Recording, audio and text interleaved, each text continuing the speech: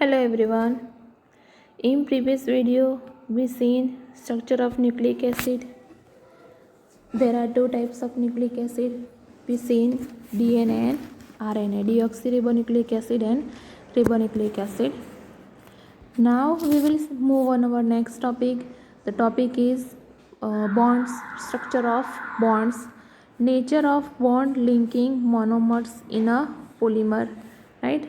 कि डिफरेंट हम बायोमैक्रोमोलिक्यूल्स हमने देखे तो उनमें जो भी बॉन्ड के टाइप्स हैं वो डिफरेंट बॉन्ड के बारे में देखेंगे, बराबर.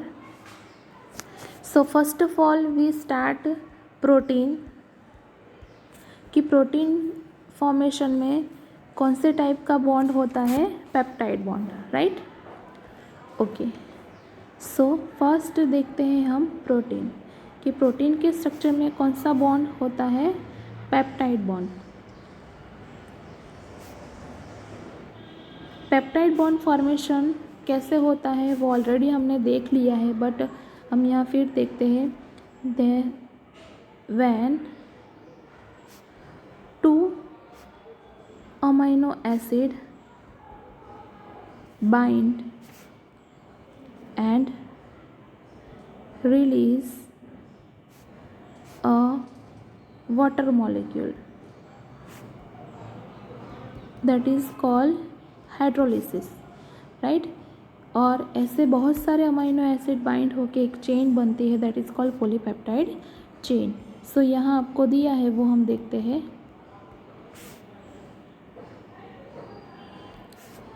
और उसमें भी बॉन्ड कैसे बनता है पर्टिकुलर कि एक अमाइनो एसिड का hydroxyl group and second amino acid का NH2 group bind with each other.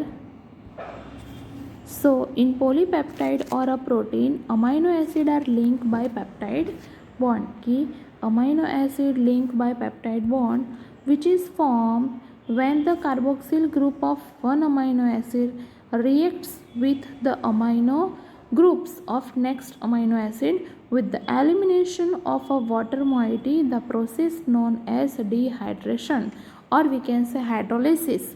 कि हाइड्रोलिसिस होता है, वाटर मॉलिक्यूल रिलीज होता है, एक अमाइनो एसिड का carboxylic group and second amino acid का अमाइनो ग्रुप बाइंड होते हैं एक दूसरे के साथ और बॉन्ड फॉर्म होता है, राइट. तो ये हमने बात की किसकी? पॉलीपेप्टाइड की और वी कैन से प्रोटीन की. अब हम बात करते हैं पॉलीसेकेराइड की कि पॉलीसेकेराइड में क्या होता है. सेम ऐसा ही होता है बट फिर भी हम देख लेते हैं डिटेल में कि when we talk about second polysaccharide, हम अगर पॉलीसेकेराइड की बात करेंगे तो उसमें कौन सा बॉन्ड होगा? Glycosidic bond, right. कैसे फॉर्म होगा? When two monosaccharide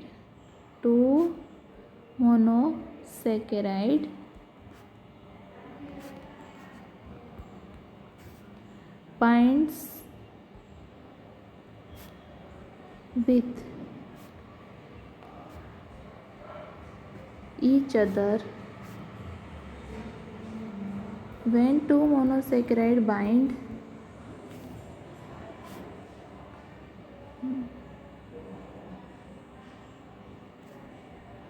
and release or eliminate water molecule and that bond known as glycosidic bond. और ऐसे बहुत सारे मोनोसेकेराइड बाइंड होके क्या बनता है? Polysaccharide. So in polysaccharide the individual monosaccharides are linked by glycosidic bond. कि monosaccharides are linked by a glycosidic bond and this bond is also formed by dehydration. यहाँ भी हमने देखा डिहाइड्रेशन और we can say one kind of hydrolysis. So this bond is formed between two carbon atom of two adjacent monosaccharide, कि ये जो bond है वो दो कार्बन मॉलिक्यूल के साथ होते हैं जो एडजेसेंट मोनोसैकेराइड होती है उसके साथ। ओके, उसके बाद next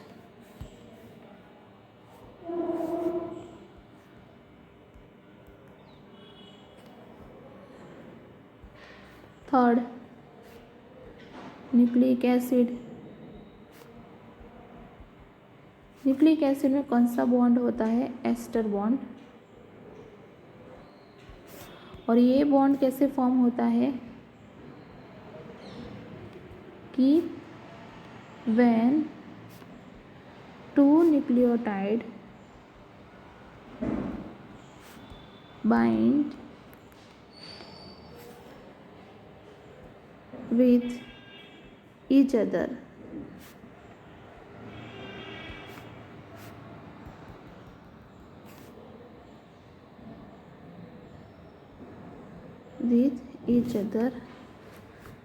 at that time ester bond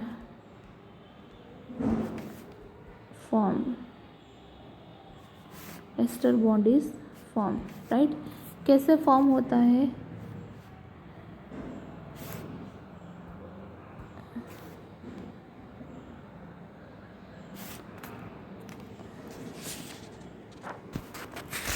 उसमें एक जो न्यूक्लियोटाइड होता है उसका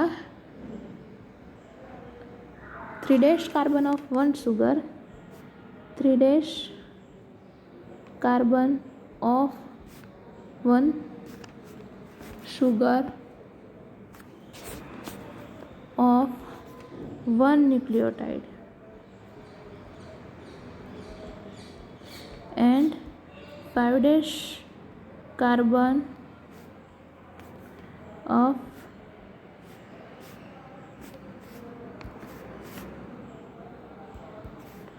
1 sugar of another nucleotide, right? ऐसे बॉन्ड फॉर्म होता है। लेट अस सी कि फॉर एग्ज़ाम्पल हम यहाँ स्ट्रक्चर में देखें तो थायमिन और एडेनाइन है, राइट? तो ये जो थायमिन है वो थायमिन और ऐसे बॉन्ड होता है ester bond, right? Okay,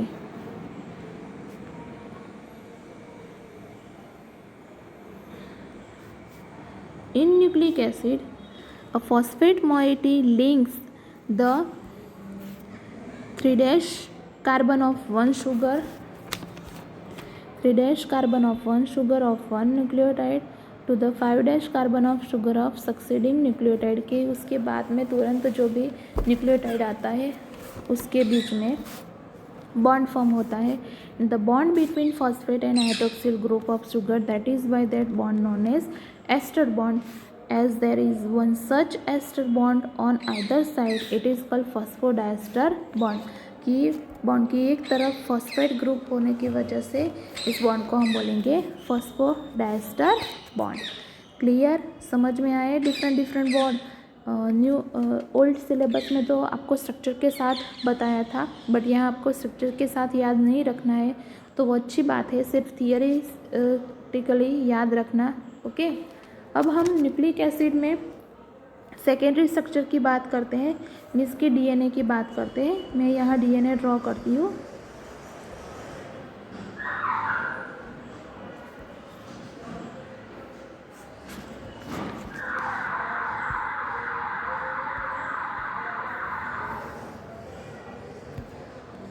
okay, structure of DNA. Structure of DNA की बात करें हम तो उसमें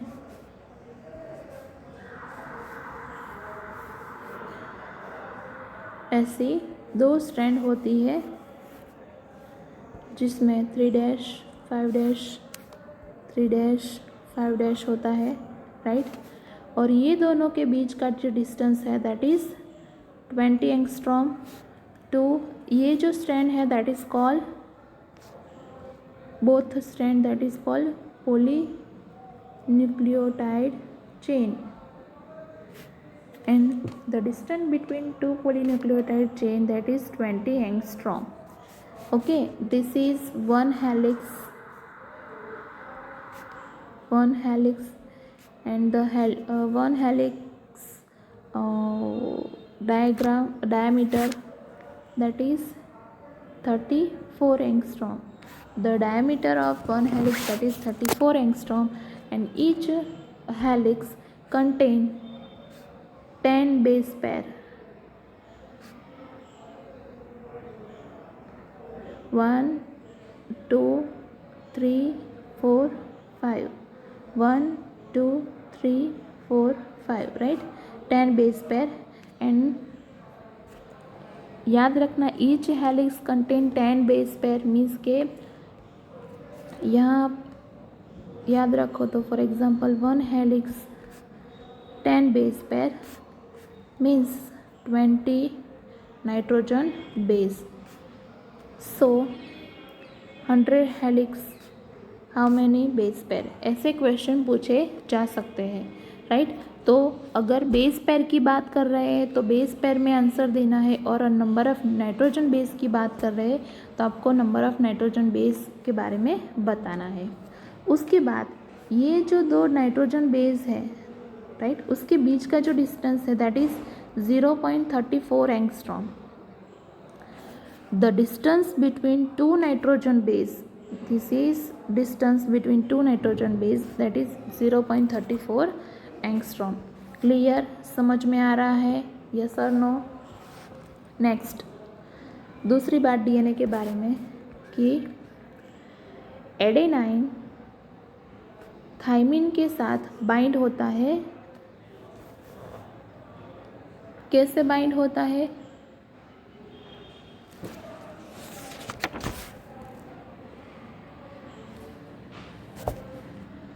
टू हाइड्रोजन बॉन्ड से, while guanine bind with cytosine by 3 hydrogen bond, right, कि एडेनाइन थाइमिन के साथ 2 हाइड्रोजन बॉन्ड से बाइंड होते हैं एंड ग्वानिन साइटोसिन के साथ 3 हाइड्रोजन बॉन्ड से बाइंड होते हैं।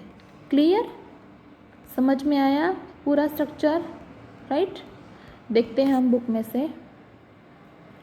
Nucleic acids exhibit a wide variety of secondary structure. For example, one of the secondary structure exhibited by DNA, that is a famous Watson-Crick model. DNA is the famous Watson-Crick model, and this model says that DNA exists as a double helix. कि DNA कैसा है? Double helix है। Okay. The two strand of polynucleotide are anti parallel, जैसे हमने लिखा यहाँ आप देख सकते हो, राइट, 5' 3' 5' 3', दैट इज़ वाई यहाँ बोलते हैं कि वो एंटी पैरेलल है। It means run in opposite direction. The backbone is form by sugar phosphate sugar chain, कि बैकबोन क्या है? Sugar phosphate sugar chain. The nitrogen bases are projected more or less perpendicular to this backbone but face inside, कि nitrogen base है वो perpendicular होंगे। उसके बाद adenine and guanine of one strand compulsory base pair with thymine and cytosine, कि adenine और guanine का base pair क्या है? Thymine and cytosine. मीन्स कि एडेनाइन थाइमिन के साथ, इसका मीनिंग क्या है? एडेनाइन थाइमिन के साथ एंड ग्वानिन साइटोसिन के साथ बाइंड होता है respectively. On the other strand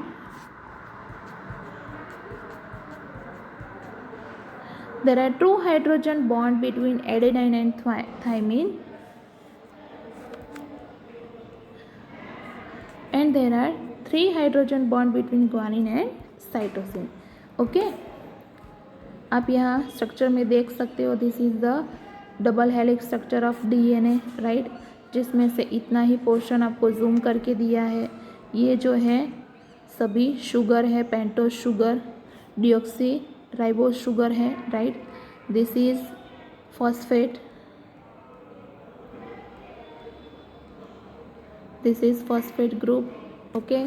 thiamine bind with adenine by 2 hydrogen bond and guanine bind with cytosine by 3 hydrogen bond, right। और कुछ डिटेल में नहीं है, बट ये जो भी दिया है वो आपको याद रखना है, ये 12th में आपको यूज़ होगा होगा होगा, okay. Each strand appears like a helical staircase. Each step of accent is represented by a pair of basis के। ईच स्टेप में एक पैर हो, नाइट्रोजन बेसिस की पैर होंगी, ऐसे 10 स्टेप होंगे। At each step of accent the strand turns 36 degree, कि एक स्टेप के बाद दूसरा स्टेप कितने डिग्री पे है, 36 डिग्री पे। 1 full turn off helical structure would involve 10 step और 10 बेस पैर। हम उसको एक हेलिक्स में 10 बेस पेयर आते हैं, वो ऐसा भी बोल सकते हो, और 10 स्टेप भी आते हैं, ऐसा भी बोल सकते हैं। बट ये याद रखना है कि बेस पेयर हम अगर बोलेंगे तो 10, and number of nitrogen base बोलेंगे तो 20 नाइट्रोजन बेस एक हेलिक्स में होते हैं, right. Attempts drawing a line diagram, the pitch would be 34 angstrom, means के the diameter of one helix that is 34 angstrom. The rise per base pair would be 3.4 angstrom.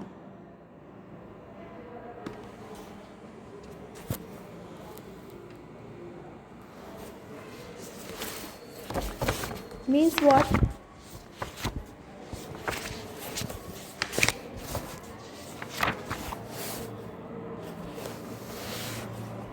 कि जो distance है दो base pair के बीच में, वो distance कितना है, 3.4 एंगस्ट्रॉम है।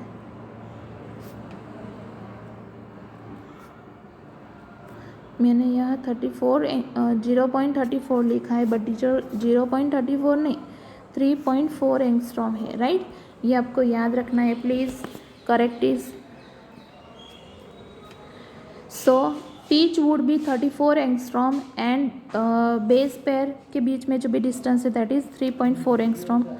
This form of DNA with the above mentioned silent feature is called BDNA, कि ये जो DNA है that is called BDNA. In higher class you will told that here there are more than a dozen form of DNA that you study in higher class with their unique structure or with their unique characteristic, right। सो यहाँ मैंने DNA के बारे में और nucleic acid के बारे में जो भी बताया इस चैप्टर में वो थोड़ा कम है, बट अभी भी ज़्यादा डिटेल में आपको पढ़ना है 12th के अंदर चैप्टर नंबर 6 में, राइट। मॉलिक्यूलर बायोलॉजी में ये डीएनए का स्ट्रक्चर आपको बहुत इम्पोर्टेंट है, और वहाँ हम डिटेल में 12th में देखेंगे, बट अभी तक इतना हम याद रखते हैं। और ये इतना जो स्ट्रक्चर है वो आप प्लीज़ भूलना मत, अच्छे से याद रख लेना, राइट, कि 12th में जब हम आए तो उसमें हमको टाइम वेस्ट करना ना पड़े, क्योंकि आप ऑलरेडी 11th में पढ़ चुके हो, ओके। सो ये हो गए न्यूक्लिक एसिड और डिफरेंट बॉन्ड के बारे में, okay. In next session we seen some theory part कि मेटाबॉलिज्म एनाबॉलिज्म क्या है, मेटाबॉलिज्म क्या है, देन मेटाबॉलिज्म में 2 रिएक्शन होते हैं, catabolism anabolism, right. Then ATP के बारे में थोड़ा बहुत देखेंगे, देन लिविंग स्टेट के बारे में थोड़ा बहुत देखेंगे। So the basic information of chapter number 9 that we will see in next video, and after that we will start last one biomacromolecules, or we can say very important molecules for our physiological and biochemical process, that is enzyme. So that we will see in next session, right. सो आज के session में हमने DNA का structure और सब peptide bond, glycosidic bond and ester bond देखा। So I hope आप सबको समझ में आया होगा, राइट। सो नेक्स्ट सेशन में हम थोड़ा थियरी पोर्शन देखते हैं। Thank you.